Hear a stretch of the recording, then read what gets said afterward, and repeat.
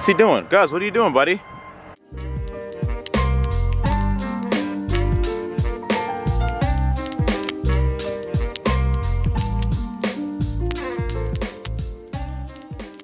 Hey guys, it's Rich with Rich Rebuilds here, and if you saw my last video with my daughter and I, the word is out. I bought an EV, a Tesla nonetheless, that was submerged in bayou water during a Texas hurricane in 2017, and I'm going to try to fix this one. It's a P85D, the fast all-wheel drive model that I've always wanted. But I never had the $120,000 for a new one, nor do I have the $80,000 for a used one. And everyone thinks I'm crazy, but now hear me out, all right? This isn't my first rodeo. I rebuilt a black Tesla that was also underwater. Then I gave it to my wife so she could test it out. And hey, if it broke down while she was driving it, better it happened to her than me. That was a joke. But guess what? That never happened. She's been driving it for a year with no problems. Well, minus the door handles failing, but that happens to everyone. And we recently sold our minivan, and now it's her primary car. So if you're new to the channel, or even if you're an OG, here's a recap. Now there are 4 cars you'll need to remember for this story. The first car was Dolores, which was underwater during the hurricane in New Jersey. Then I bought Slim Shady, which was on a front-end collision and transferred all the electronics from Slim Shady to Dolores. The motor, the battery, the interior, all electronics, all wiring harnesses. The only thing that's the same on Dolores, the black car, are the body panels. Now Dolores is now 100% functional. Yes, she supercharges and gets updates. The only thing Tesla won't do is touch the car, which I understand, but let's be honest here. If I can build a car, then I can fix something that goes wrong with it, right? Well, maybe. The third car you should remember is Maeve, the red car. I bought this car for parts only in preparation for the next build, and I've been slowly taking parts off. The body is toast, but the electronics are fine because after she sat for a year at the auction yard, I jumped the front terminals and the car booted right up. So after a year of harvesting parts and working on my Z06, I thought it was time to try it again. I wanted my own Tesla, and I wanted to see what all the autopilot hype was all about. I wanted to experience the car not being able to read lines on the highway and darting off into the road, and if that doesn't kill me, then I'd like to see what it's like to trick the car into having an orange drive for me. So I started the hunt for another car. Unfortunately, the landscape has changed. Teslas aren't 12 and 14 grand anymore salvaged. They're significantly more than that. So if you put in a bid for $12,000 on a Tesla that doesn't look like this, you probably won't win it. I kept losing bids left and right. The prices are way overinflated for cars that don't run, and the overall average of wrecked and salvaged cars have gone up significantly since I bought the red car last year. So after a few months of losing auctions left and right, I found this gem at auction. This really ugly color that Tesla mysteriously refers to as titanium silver. A color so ugly they stopped making it. It's funny because in my last video I pointed out that most of the salvaged Teslas at a certain time were the same exact ugly color, meaning the owners were likely so mad at the color they chose they were wrecking their cars on purpose to put them out of their misery. Now, if you look at this car, there's still water in the headlights and there's mold on the steering wheel, the interior is trashed, the chargers are probably all toast, all the high voltage components have to be thrown away, and most likely both motors have water in them. Not to mention the battery. How much could this car possibly go for? What, $5K? I paid $18K for the red car that looked like this, but the electronics are still actually working in that car, so it's still worth something. So here's the genius idea that I had. I made a video called Stop Buying Wrecked and Salvaged Teslas, telling people to really take a look at buying a salvaged car and why it's not worth it. Thinking it would drive attention away from flooded cars, and guess what? It had the opposite effect. It brought more attention to them, if anything. 4 days left for the auction, the car was already at $7,000, and after missing out on several cars, I got frustrated and told my friend to bid $15,000. 2 days later, the bidding jumped to $17,000. Now let's stop for a second here. Who's the idiot that would pay $17,000 for a car that nothing works on? I did some digging online to see if I could find out some history on this car, and this photo came up from a guy's Facebook page. Same tan color, and the waterline on the car from the hood is about how high the car was in water. This has to be it. I contacted the guy via Facebook saying, did you happen to lose a Tesla in the Texas floods? And I forwarded him the VIN number for the car. He confirmed, yes, that's my car and I miss her dearly.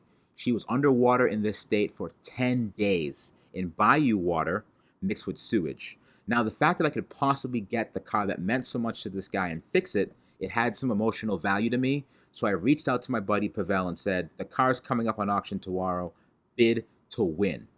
Well, auction day came and I prayed that someone else bought the car because bid to win is hands down the dumbest phrase you can use. Either way, Pavel called me up and said, you won the car and I need a check for $20,000. Now, $20,000 is the most I've ever spent on a salvage car and is far more than anyone should spend on something that doesn't work. It's $2,000 more than I spent on my last wreck and $6,000 more than I spent on Dolores. Now, here's the real kicker. The car was $20,000 and the car I bought to fix it was $18,000. That's a total of $38,000 for two cars that don't work. With $38,000, I could have purchased a used working Tesla with high mileage. What was I thinking exactly? I'm not really too sure. But on my last build, the math worked out. I got one car for $14 and another car for $14 for a total of $28. I sold some parts and I got a working Tesla for $6,500. So knowing all that, I bit my tongue and said to myself, okay, well, you've already stepped in, might as well own it. So I had the car shipped again to my buddy Gus's salvage yard, Argo Cycles in Raymond, New Hampshire, and here's me seeing her for the first time and breaking into the car. All right, so this video is going to be of me breaking into this car, okay? What happens a lot is people that break into Teslas, they tend to break this glass right here. You don't have to do that anymore. So watch this. You have this little wedge. You get that wedge right in there, okay? You get your air bladder. You put the air bladder back here.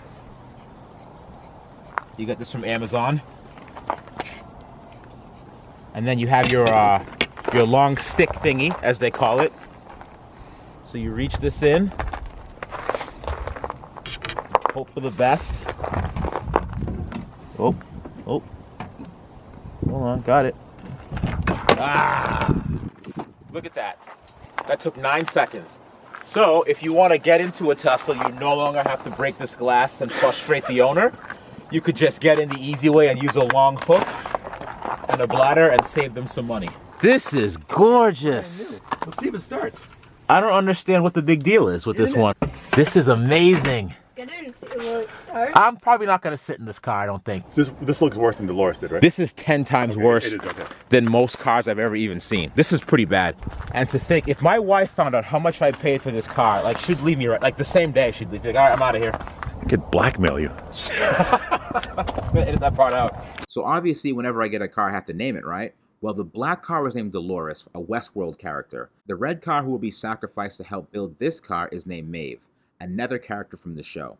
And this one, I'm going to name Angela, which is also a Westworld character. And the reason for Angela is because she's a sex robot in the show who is played by Elon Musk's ex-wife.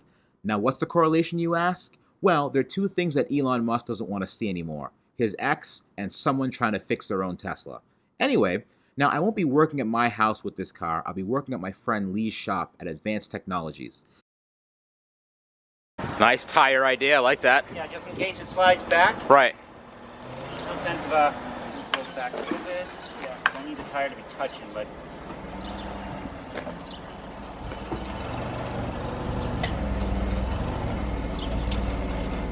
Awesome. wheels up. Yep. Wheels up. Yeah, here she comes. A little rash, I'm not worried though.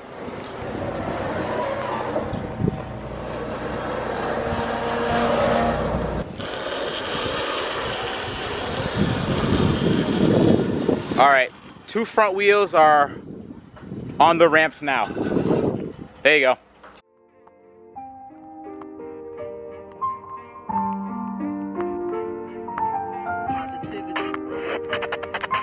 Positivity is the key.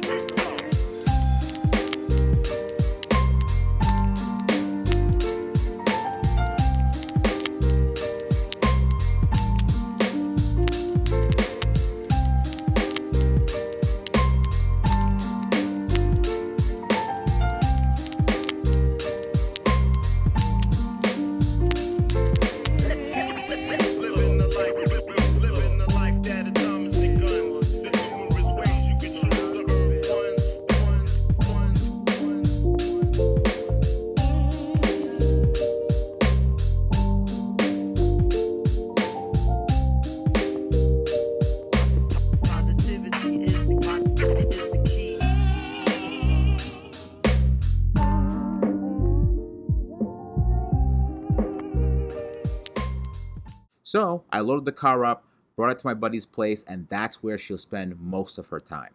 Well, actually all of her time because she can't move.